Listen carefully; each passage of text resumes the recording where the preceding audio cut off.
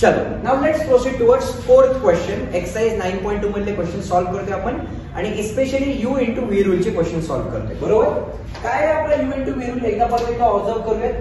जर आपल्याकडे दोन फंक्शन दिले असतील तर काय म्हणते you into v rule. First function will remain as it is derivative of second plus second function will remain as it is derivative of first. बरोबर. आता आपण ऑलरेडी 3-4 एक्झाम्पल सॉल्व्ह केले, 3 एक्झाम्पल सॉल्व्ह केले, हे चौथे एक्झाम्पल आहे. पण या एक्झाम्पल मध्ये थोडंसं आपल्याला डोकं वेगळ्या पद्धतीने वापरायचं आहे. डायरेक्ट ब्लाइंडली याला यू आणि याला व्ही म्हणला काही हरकत नाही, पण थोडं कॉम्प्लिकेटेड होऊन जाईल. बरोबर. मग त्यासाठी मी काय करणार, या ठिकाणी दिसतंय मला इथे लॉगच्या टर्म्स सारख्या दिसत आहेत. राईट. तर इथे लॉगरिथमचा एक रूल आपण वापरू शकतो. काय रूल आहे बघा. समजा असा असेल log of a raise to m.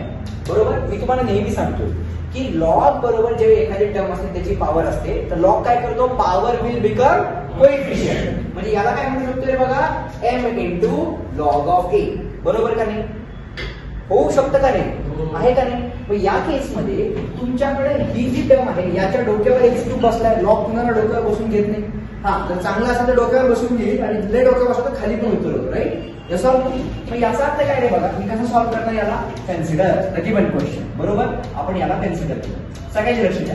Before applying u into v rule मी याला याच्या सिम्पलेस्ट फॉर्म मध्ये आणतो आणि नंतर यू इंटू व्ही रूल वापरतो. राईट. मग इथे काय मिळेल चेक करा, y इज इक्वल्स टू काय मिळते चेक करा, y इज इक्वल्स टू. आता बघा ही जी पॉवर आहे ही काय म्हणजे पॉवर विल बिकम कोएफिशिएंट. म्हणजे इथे काय आलं रे, x³ into log of e. बरोबर. इंटू आता इथे पण बघा this is what is my power. Power will again become coefficient म्हणजे किती आले 3 इंटू लॉग ऑफ x. बरोबर. इथपर्यंत. मग आता इथे चेक करा, this can be further simplified as y is equals to x³ into log e ची व्हॅल्यू 1 असते. लॉग e चा डेरिव्हेटिव्ह 1 नसतो. लॉग e ची व्हॅल्यू 1 असते. बरोबर. इंटू हा 3 असा राहिला, इंटू पुढे काय राहिलं माझ्याकडे लॉग x असा राहिला. बरोबर. Therefore y is equal to आता 1 इंटू 3 म्हणजे किती झालं 3. तर हा नंबर जो आहे सगळ्यांमध्ये मल्टिप्लिकेशनचा साइन आहे. बरोबर.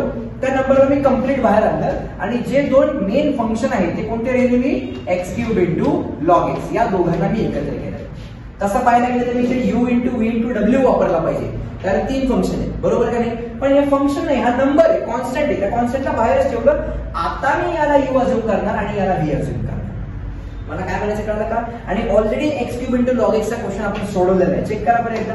x³ इंटू लॉग x कुठं सोडवलाय आपण. याच्या आधीचा थर्ड क्वेश्चन बघा, x³ इंटू लॉग x. बरोबर. x³ इंटू लॉग x मध्ये आपण काय केलं, पहिल्या टर्मला u घेतलं होतं, दुसऱ्या टर्मला v घेतलं होतं, सिम्प्लिफाय केलं, आन्सर मिळालं. फक्त या केस मध्ये काय मिळेल माहितीये, therefore जेव्हा मी डिफरन्शिएट करेल त्यावेळी dy upon dx is equal to this 3 will remain as it is.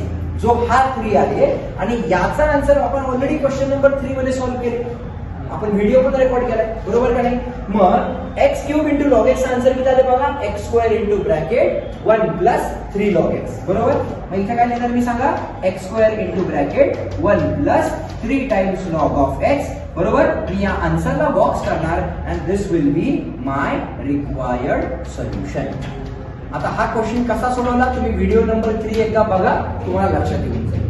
मला काय म्हणायचं कळलं का नक्की. ऑलरेडी हा क्वेश्चन आपण सोडून दिलेला आहे. क्लिअर नक्की. मग मला सांगा इथं सिम्प्लिफाय करण्यापेक्षा जर मी लॉगरिथमचा सिंपल रूल वापरून जर याला सिम्पलेस्ट फॉर्म मध्ये आणलं, हा क्वेश्चन किती सोपा झाला का नाही. लक्षात आलं नक्की सर्वांच्या. त्यामुळे काही गोष्टी फक्त म्हणतात ना, एक जण चाललाय त्या रस्त्यात म्हणून सगळेजण त्याच असतात. थोडासा मेंदू वापरायचा, दिलाय आपल्याला सगळ्यात वरती दिलंय देवाने. हो ना.